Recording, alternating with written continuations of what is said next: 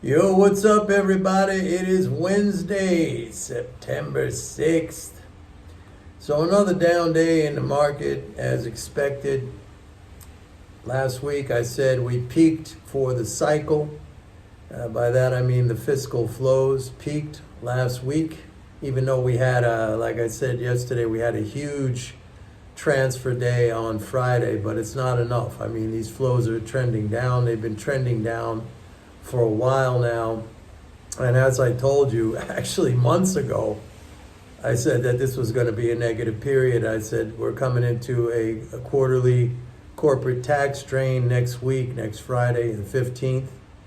And then there's another one, smaller one, for individual taxes on October 15th. So this is seasonally a weak period for the market because of these drains. Now, you're not going to hear that anywhere else. I mean, today, again, everything that you hear is framed with a monetarist, slant to it. Today, it was about oil prices and and that's going to cause the, rates to go up because the Fed, they're worried about inflation. Folks, let me tell you something. It has nothing to do with that. It has nothing to do with that. And I can prove it, and I think I have been proving it, by telling you way in advance what's going to happen, because it's all based on these flows. Somebody asked me a question saying, well, yeah, you get it off the daily treasury statement, so they're 1 day delayed. Okay, they're 1 day delayed because that's when they're put out in the daily treasury statement. But we know, I mean, all these things are on the calendar. We know when there's going to be quarterly tax drains. We know when there's going to be quarterly interest payments. We know when there's going to be Social Security payments. We know when there's going to be first of the month, these big transfers. All these things are known. They're on the calendar, and government spending is very scheduled. And just based on what Congress passes as a budget and based on the baseline from what we had last year, I could tell you like way in advance. Okay? So I can tell you right now, since I told you leading up to this period it was going to be negative and the tax drain, I will tell you that we'll stabilize in November. I think I've been saying this now for the last couple of days. We'll stabilize around mid-November with the quarterly interest payment. And then we could bounce a little bit into mid-December where we have another quarterly corporate tax drain. And we really don't get back into solid footing until late December. And then we get into the new year. And then, we rally again. February is another quarterly interest payment. So, these things are very, very predictable. And what you should be doing is looking at these as opportunities. Now, if I just told you that going into mid-November, market is going to be on the defensive. We're going to be going down. So you could be adding to your portfolio as stocks get cheap. You could do it again from, let's say early December till late December. You're going to have another dip, like a double dip. And believe me, everybody's going to be screaming about inflation. Look, I don't deny that oil prices have bounced back. I do believe, though, that if the equity markets, if stocks keep falling, oil is going to come back down. I think in the big picture, yeah, it's bullish. I've been saying that. In the big picture, in the longer term, it's bullish. But I think right now, and I'm curious to see on Friday when the CFTC releases its weekly commitments of traders, I suspect that we will find out that oil producers were selling into this rally. They were buyers last week, but they were also, they sold and bought. They sold a little bit more than they bought, but it actually, their net, how do I want to phrase this? Their net hedged position actually went up. Okay, well, what I look at is the short-long ratio, or in this case, because they're net long, is a long-short ratio and that actually shrunk. In other words, they added more shorts than longs, and to a degree that it offset or it reduced that long to short ratio. I don't know if you follow what I'm saying, but just take my word for it that they kind of increased their net hedging even though they were net buyers. All right, maybe that sounds confusing, but that's the best way I can explain it right now. So I wouldn't be surprised on Friday when the CFTC releases that data that we see that oil producers were net sellers into this rally. But we'll see. We'll see. Today, the API inventory came out. We had a larger than expected, another draw in crude down 5 million. I mean, I admit that most or almost all, and we'll see the EIA weekly petroleum status report tomorrow, but most, if not all, of the year-over-year surplus in crude, it's gone now. It's gone now. And gasoline is, I believe, is down year-over-year, and the only one that's up year-over-year is distillate, and that looks like it's starting to come down too. We do have a pretty high level of domestic crude production at 12.8 million barrels a day. That is a 41-month high, so they're pumping out more. But we're exporting more. So I mean, it's I've done videos on this in the past. I've posted stuff on Twitter, like everybody's screaming like, hey, we got to produce more oil, and Biden, he's shutting it. No, I mean, what's happening is we're exporting our surplus. I mean, this was our bounty. This was, energy. Remember, energy independence, what Trump was talking about. And yet he was the one who really expanded exports of petroleum.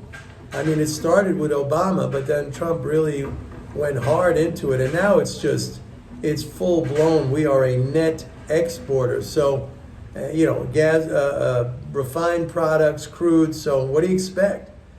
I mean, if this doesn't explain to you, and this is MMT's position, that exports are a cost and imports are a benefit.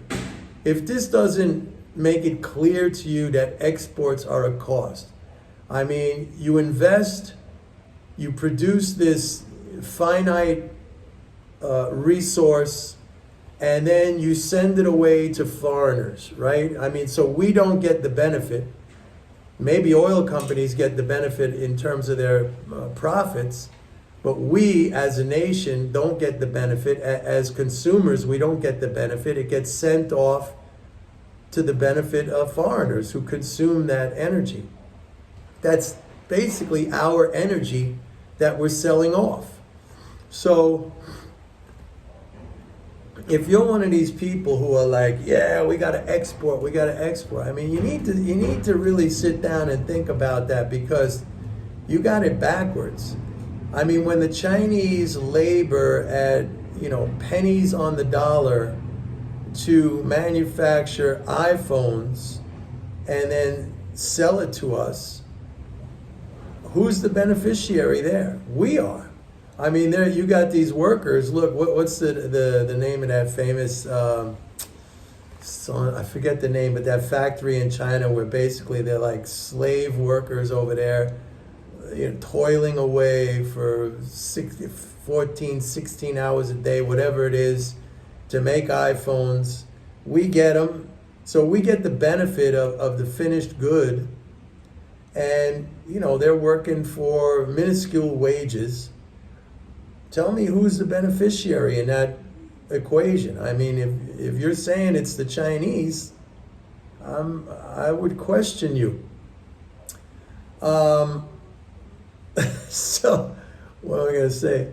So yeah, we're in this period now, and again, all of this stuff. Yeah, that's what I was going to try to. That's what I was saying earlier. Is that the media is always going to frame this as a monetarist thing, because that's all they know.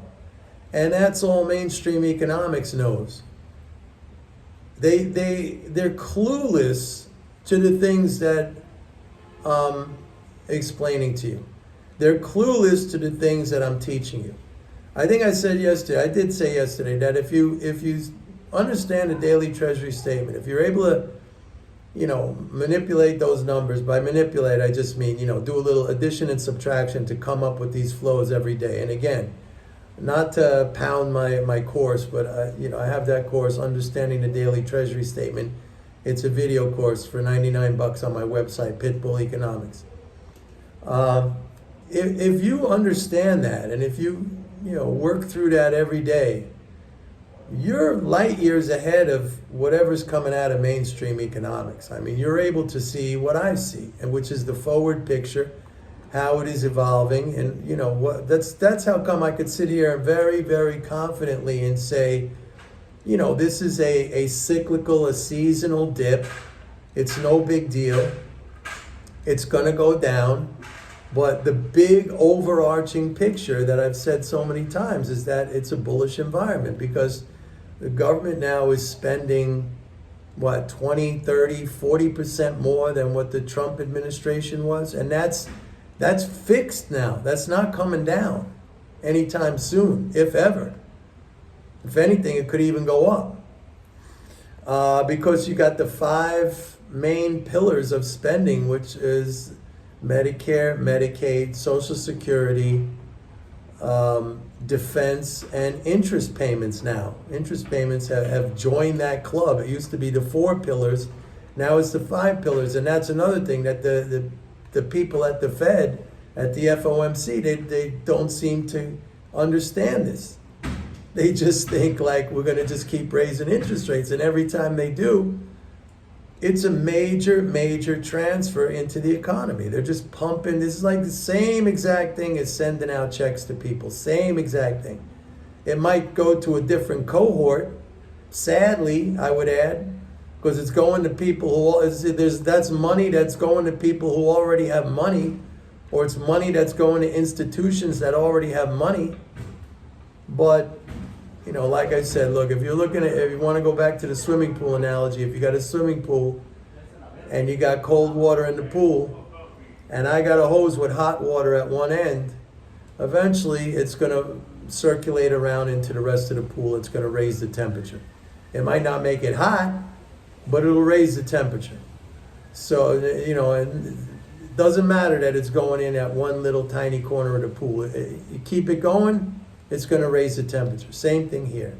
It sucks that it's going to the cohort that it's going to, that basically they don't need the money, but it gets spent into the economy and it circulates around, and that's helpful. That's helpful. Now, if there was a tax cut for the middle class, good luck with that. I mean, that would really, really boost economic activity. But right now, third quarter growth is projected at 5.6%. That is, that's China level growth, folks.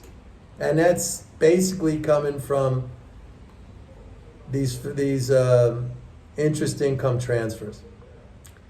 So anyway, that's it for today. You guys, you should definitely go to my website, maybe purchase that video course. If nothing else, sign up for a 30-day free trial of MMT Trader. And I also, some of you have picked up the course MMT and Value Stock Selection.